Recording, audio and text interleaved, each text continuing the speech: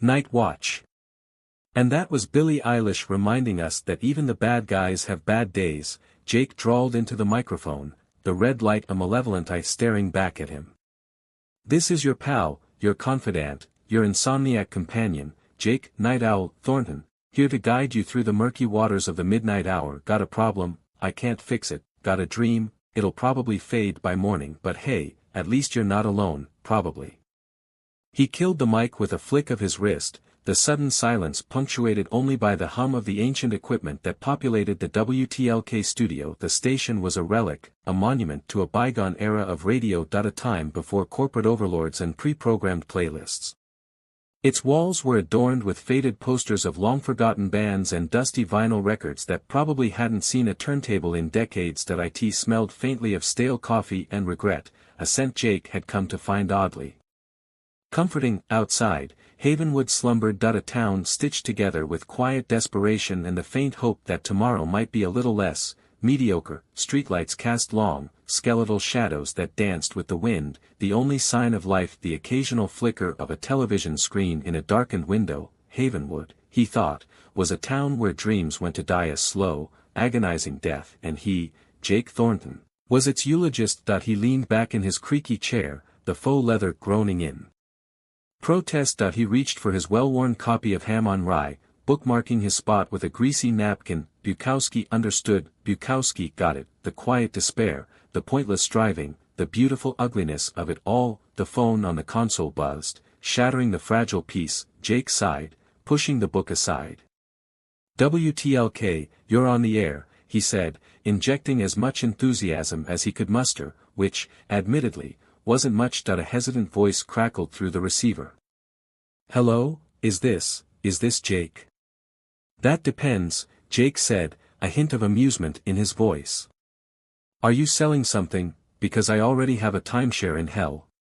The voice chuckled, a dry, papery sound. No selling. It's Agnes from Willow Creek. Jake's brow furrowed. Agnes. He knew the voice. Agnes called nearly every night, usually around this time, widowed, lonely, and with a voice that sounded like sandpaper on glass. He usually tried to avoid her calls, but tonight, something felt different. Agnes, he said, softening his tone slightly. Everything all right? Oh, Jake, dear, she said, her voice trembling. I can't sleep. The silence is deafening, like it's trying to swallow me whole. He did know that he knew the feeling all too well, the silence that crawled under your skin, amplified your regrets, and whispered all the things you tried so hard to forget. What's keeping you up, Agnes? He asked, genuinely curious. He normally kept these calls short and sweet, politely directing her to a sleep aid or a late-night movie, but tonight, he found himself drawn in, a reluctant participant in her solitary vigil. It's the memories, Jake, she said, her voice catching. They come back to me at night, like ghosts. They do, and they won't let me rest. Jake ran a hand through his perpetually disheveled hair. Ghosts. He knew a thing or two about ghosts. He had his own, rattling around in the attic of his mind, demanding to be heard. Tell me about them, Agnes, he said, surprising himself. Maybe talking about them will help. A long silence stretched between them, punctuated only by the crackling static of the phone line. He waited, holding his breath, wondering if he'd crossed some invisible line. Finally, Agnes spoke, her voice barely a whisper. It started 10 years ago, you see. Static and screams.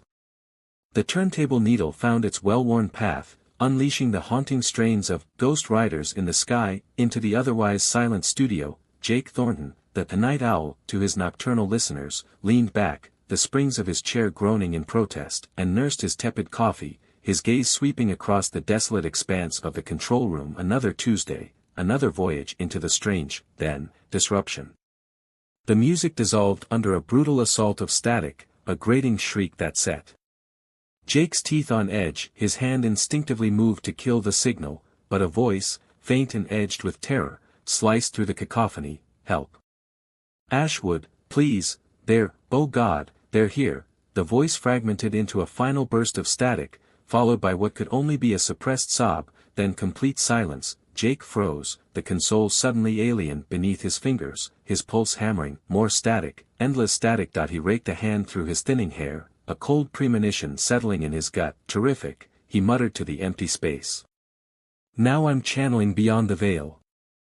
Probably just some witless prank call, heavy on the theatrics. He checked the phone log, nothing registered. Still, that stark fear, it had rung true. He cued the tape back, steeling himself against the renewed static assault. This time, he strained, isolating the female voice. The station's equipment may have predated the digital age, but he could still loop the snippet, wrestling free a cleaner version of the plea. Ashwood, there. Oh God, they're here. Over and over, he played it, hunting for any other clue buried within the recording. A subtle thrum underlay the static, almost a cadence, like machinery at idle. And something else, a barely perceptible whine, high and thin, like metal grinding on metal. He killed the replay, propped his elbows on the console, his mind racing. Hoax or not, he couldn't simply disregard it. That appeal, it tugged at something buried deep, a compartment he preferred to keep sealed. He knew that sound. It resonated with a half-forgotten memory. He summoned the station's geriatric computer to life,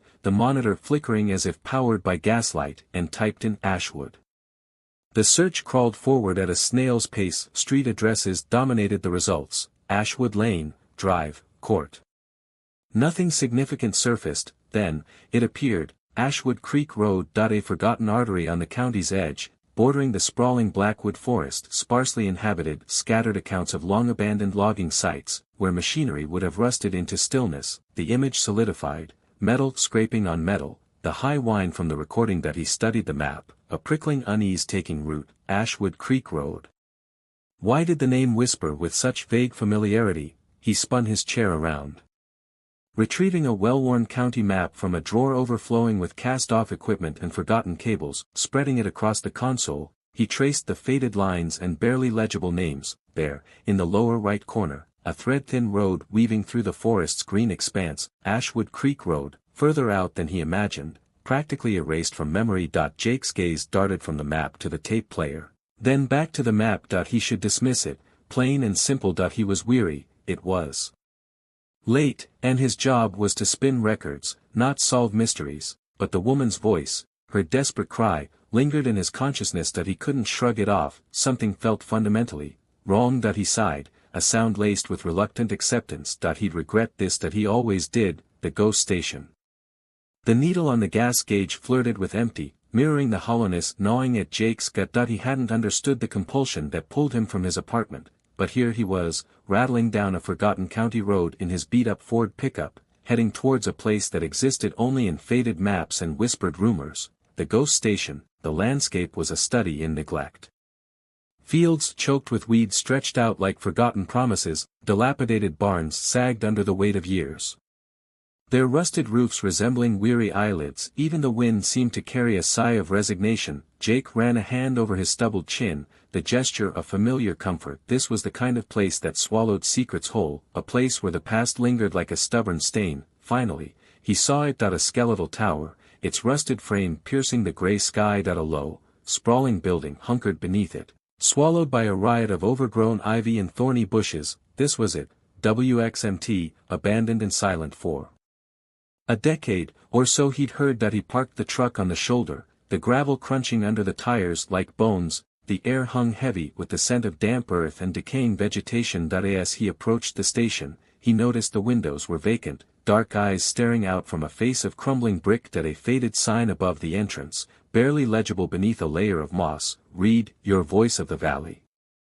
Irony dripped from the words like condensation. Jake circled the building, testing doors, finding them all locked or rotted through. Finally, he found a window at the back, its frame splintered and the glass long gone. He hesitated, a prickle of unease crawling up his spine. This was trespassing, plain and simple, but the pull was too strong to ignore. He hoisted himself up, grunting with the effort, and wriggled through the opening, landing with a soft thud on a dusty floor. The air inside was thick and still, heavy with the smell of mildew and decay. The silence was absolute, broken only by the frantic thumping of his own heart. He pulled out his phone, the screen illuminating the interior with a weak, artificial glow. Dust motes danced in the beam, creating an eerie spectacle. The main studio was a disaster, consoles lay in pieces, their knobs and dials scattered like fallen teeth.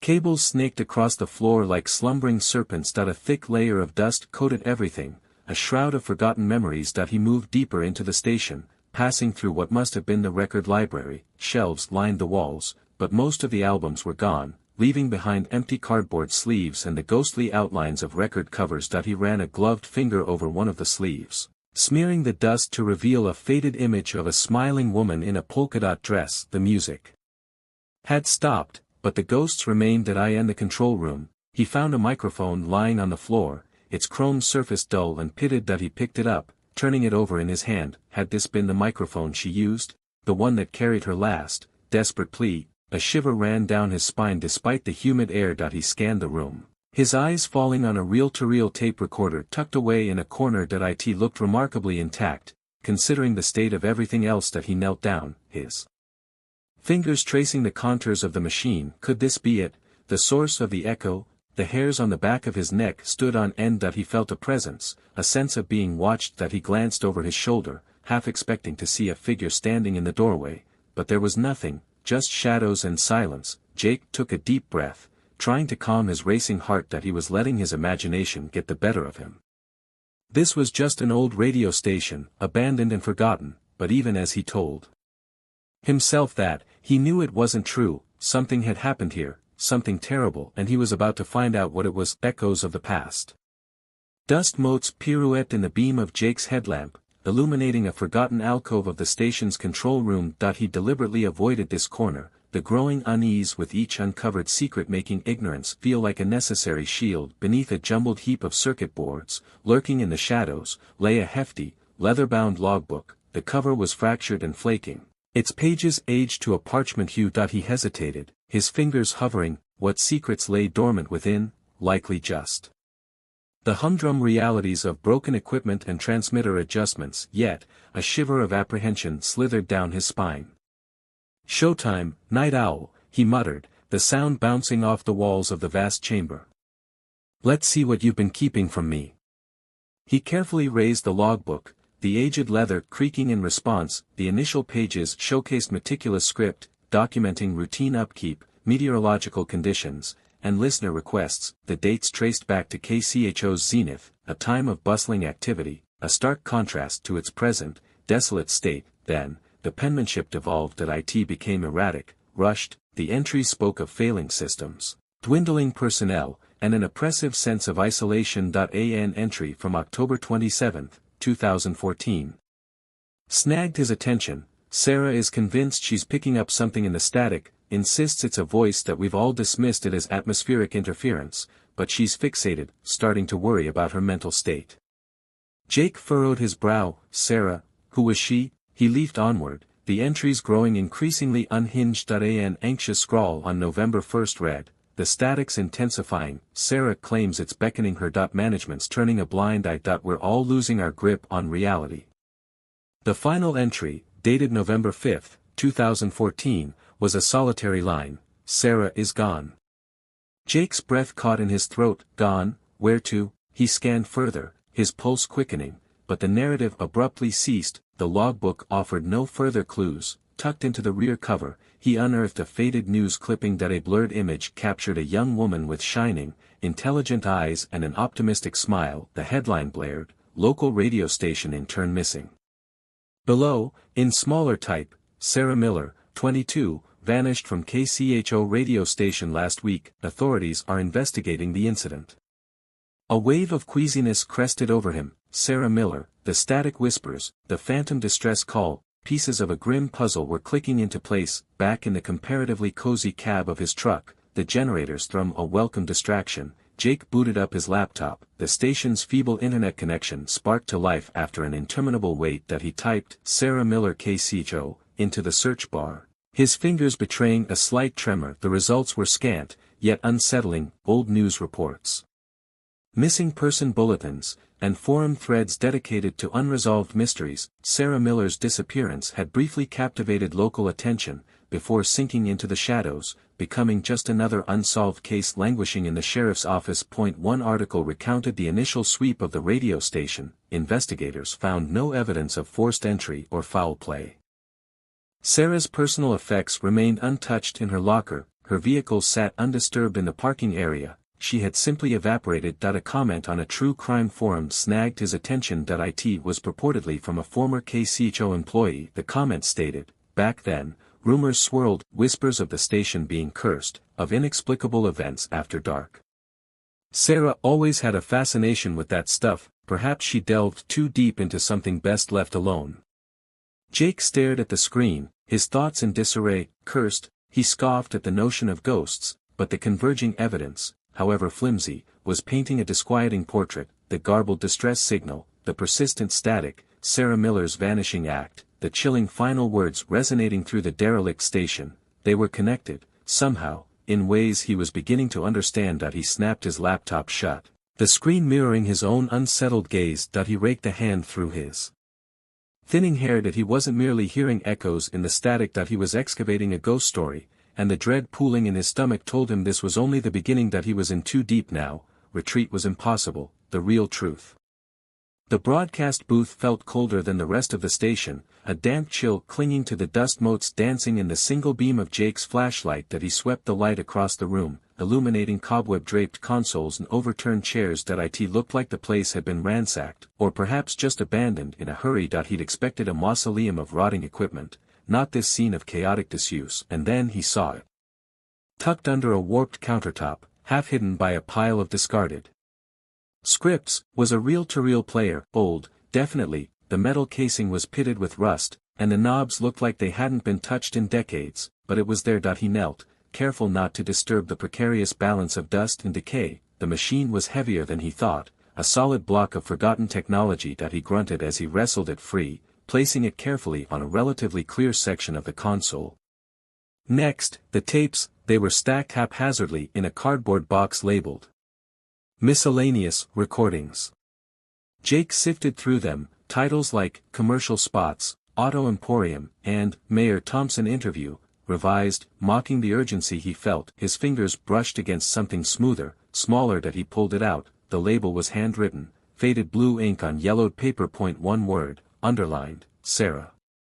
Below that, a date, 10/27/13. The date of Sarah's disappearance. His pulse quickened. It had to be it. He blew the dust off the tape, the fine particles tickling his nose. He resisted the urge to rush, knowing the delicate tape could easily snap. He carefully threaded it onto the player, the metal reels cold against his skin. He double-checked the connections, finding a pair of ancient headphones hanging from a hook on the side of the console. He put them on, the cracked leather pressing against his ears. He took a deep breath. This was it. He pressed play. A hiss filled the headphones, the sound of static whispering secrets, then, a click, and a faint voice. "Mayday, Mayday, this is Sarah, can anyone hear me?" It was her, the same voice he'd heard on the air, but clearer, less distorted, raw with fear.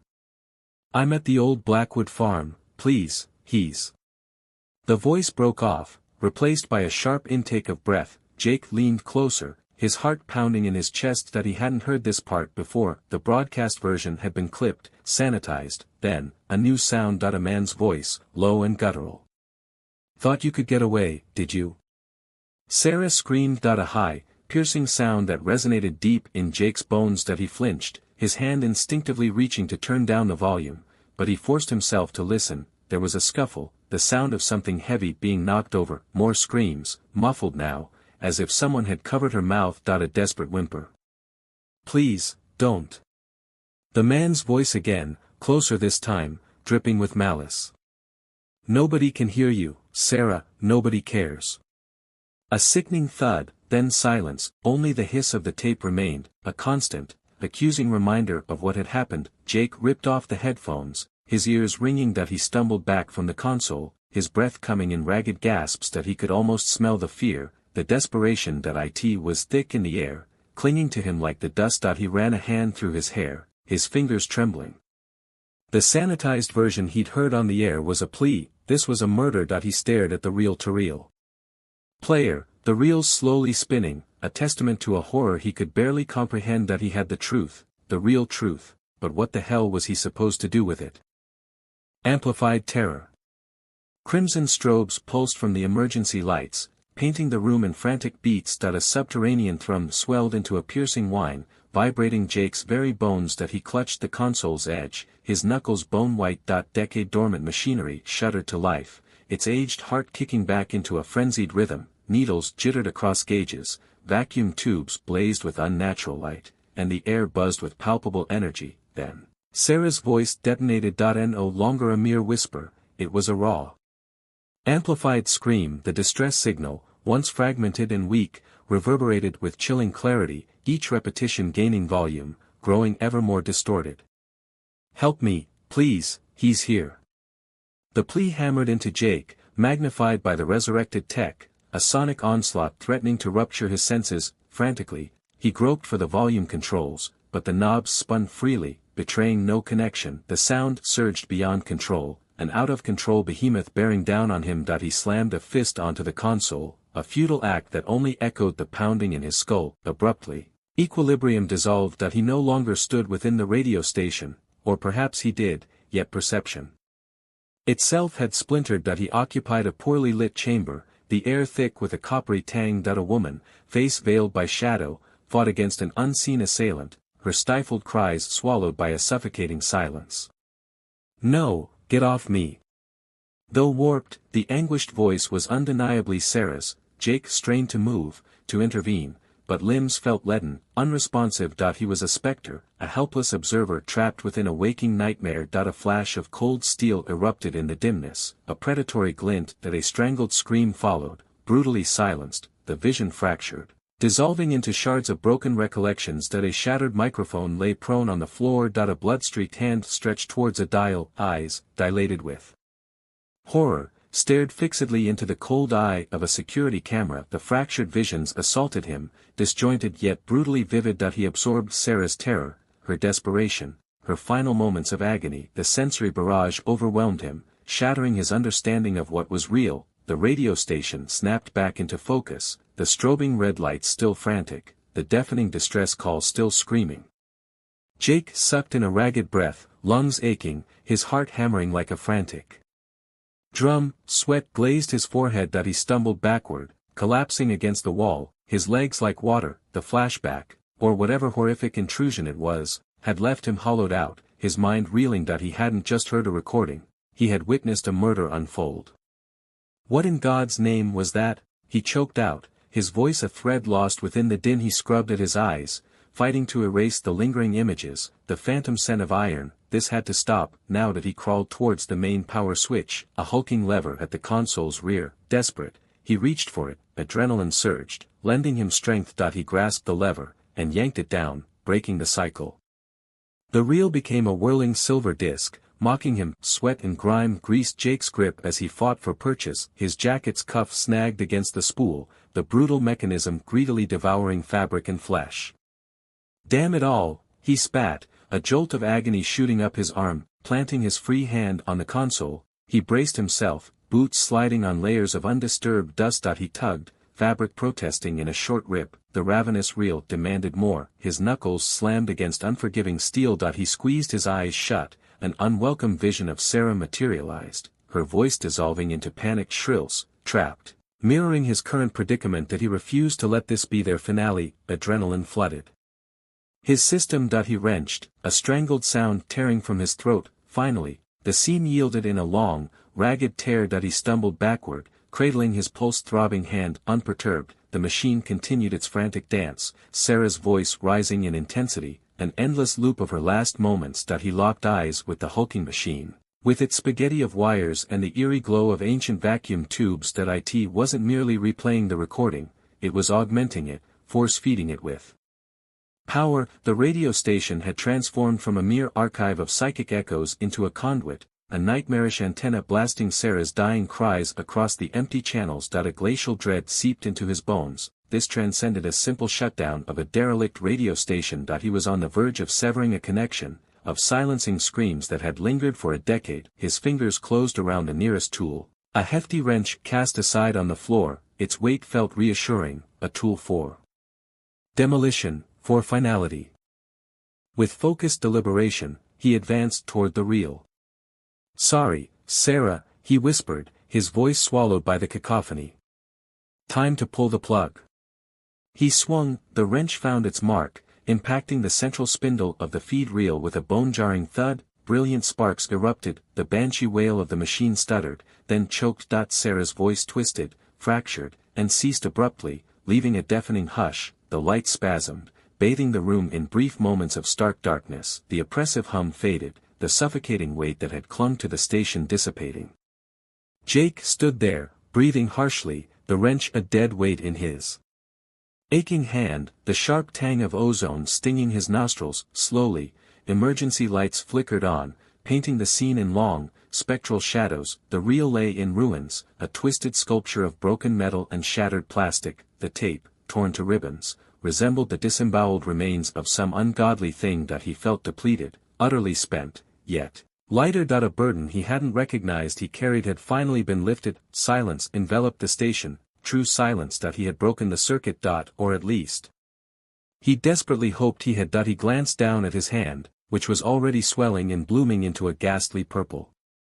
Well, that's going to be a souvenir, he muttered under his breath. Time to escape this place, time to seek medical attention, and perhaps, just perhaps, time to collapse into a long overdue sleep. Unearthing the truth. Jake located Caldwell at the diner, where she was wrestling with a congealing coffee and neglected breakfast. He slid into the opposite side of the booth, the aged vinyl emitting a mournful squeal. "Sheriff, we need to talk, this is important." Caldwell exhaled, shoving the plate further away. "Jake, what outlandishness has captured your attention now? A rogue badger, evidence of extraterrestrials? This is different, I swear." He paused, marshalling his thoughts. "I revisited the old WXMT station last night." Her brows shot upward despite my explicit warning. "Semantics. Let's just say I operate on suggestion rather than command. Besides, I unearthed something."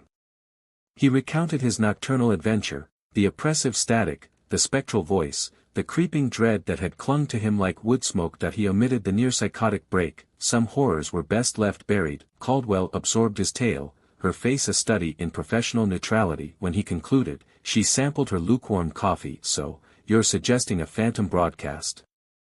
"I'm suggesting I encountered something on the airwaves, something eerily reminiscent of Sarah Jenkins." The name seemed to pierce her composure. Sarah Jenkins, lost a decade prior, a specter haunting Caldwell's early career. "Damn it, Jake, you know the power that name holds. I wouldn't evoke it without due cause. I even captured it. I can let you hear it." Caldwell scrutinized him, the diner's neon glare accentuating the lines of fatigue around her eyes. Finally, a terse nod. "All right, play it, but if this is a convoluted prank, Thornton." Jake produced his phone and unleashed the recording. The warped voice resonated through the small space, a chilling relic of the past. Caldwell listened, her complexion paling incrementally with each syllable. That sounds like Sarah," she breathed, her voice a fragile thread against the recording's hiss. Within 60 minutes, Caldwell had mobilized a team. Deputies and forensic specialists inundated the abandoned WXMT station. A miasma of stale moisture and forgotten objects permeated the air. Jake observed from a distance, watching them comb through the decrepit structure. It was Miller who made the discovery. A clandestine grave concealed behind a collapsing brick wall in the basement. Sarah Jenkins, or the scant remnants of her. Caldwell stood sentinel by the makeshift burial site, her face a mask of grim resolve. The medical examiner worked with quiet diligence, carefully retrieving what remained. Caldwell knelt, delicately removing a layer of dust from a faded cerulean ribbon. Nestled near a skeletal hand, the very ribbon Sarah had adorned in her graduation portrait. Later, Caldwell delivered the news to the Jenkins family. The revelation struck them like a hammer blow. Unadulterated grief saturated the cramped living room. Mrs. Jenkins clung to Caldwell, her sobs racking her frame. Mr. Jenkins remained stoic, his face etched with decades of silent anguish. Caldwell knelt beside them, her hand offering a comforting weight on Mrs. Jenkins' arm. "I vow, I will unmask the perpetrator of this crime. I will deliver them to justice." Back at the precinct, Caldwell stared at the case files, scattered across her desk like fallen leaves in autumn. 10 years. 10 years of fruitless leads and unanswered prayers. 10 years spent shouldering the burden of a cold case. Now, a body, now, a starting point and a rekindled commitment to exhume the truth. regardless of its darkness, she seized the phone, punching in Agent Sterling's number at the bureau. "Sterling, Caldwell here. That I need your expertise. That we've got a long frozen case that's finally starting to crack." Echoes of hope. The air in the studio hung thick and heavy, charged with a strange energy. Tonight, the usual banter, the sarcastic quips, felt wrong. Tonight belonged to Sarah. Jake cleared his throat, the sound amplified and echoing in his headphones. That he glanced at the crumpled newspaper clipping lying on the console. Sarah's smiling face, frozen in time. "All right, night owls," he began, his voice rough, unpracticed. "Tonight's a little different.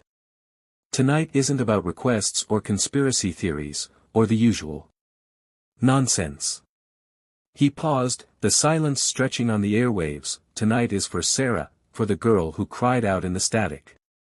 He told her story, not the details the sheriff had painstakingly pieced together, but the story of a young woman, full of life, ripped away too soon. That he spoke of her fear, her desperation, the echo of her pain that had haunted the town for a decade. That he didn't sugarcoat it. That he spoke of the darkness, but he also spoke of the resilience of the human spirit, the unwavering hope that even in the face of unimaginable terror, something good, something true, could still shine through. He shared the details of the investigation, careful not to reveal anything Sheriff Caldwell hadn't made public. He emphasized the systemic failures, the blind eyes turned, the unspoken truths that had allowed Sarah's killer to walk free for so long. He used his platform, his small voice in the vast emptiness of the night, to scream for justice, for recognition, for Sarah. Meanwhile, Sheriff Caldwell sat in her cruiser, parked a block away from the radio station. The night air was cool, carrying the faint scent of pine and damp earth.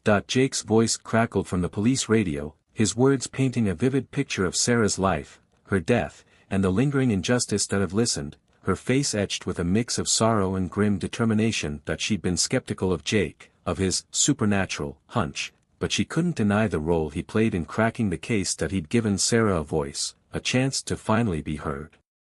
"Damn fool," she muttered, but there was a hint of respect in her voice. He was a pain in her ass, but he had a good heart, and that, she realized, was a rare and valuable thing. She pictured the file sitting on her desk, the evidence meticulously compiled, the airtight case they were building against the killer. They had Sarah's voice now, and they would use it to bring him down. Back in the studio, Jake was nearing the end of his broadcast. He took a deep breath, the air tasting like dust and regret.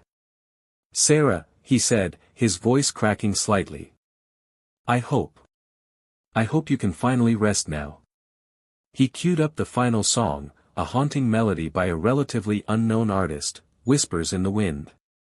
It was a song he'd stumbled upon years ago, a song that had always reminded him of something he couldn't quite grasp. Tonight, it was Sarah's song. It spoke of loss, of longing, but also of acceptance and the enduring power of memory. As the music filled the studio, Jake closed his eyes. He saw Sarah's face, no longer frozen in fear, but softened with a gentle smile. He felt a sense of peace settle over him, a quiet understanding that he had done what he could. The echoes of Sarah's suffering wouldn't disappear entirely, but they would be joined by echoes of hope, of justice, of remembrance. He was changed. The cynicism remained, a protective shell, but beneath it, something new had taken root, a quiet resolve, a willingness to listen to the whispers in the static, to search for the truth. No matter how dark or how distant, the night was still his domain. But it was no longer a refuge from the world. It was a place to find those lost voices, and amplify them. The song ended, the studio fell silent. Jake didn't speak. He just sat there,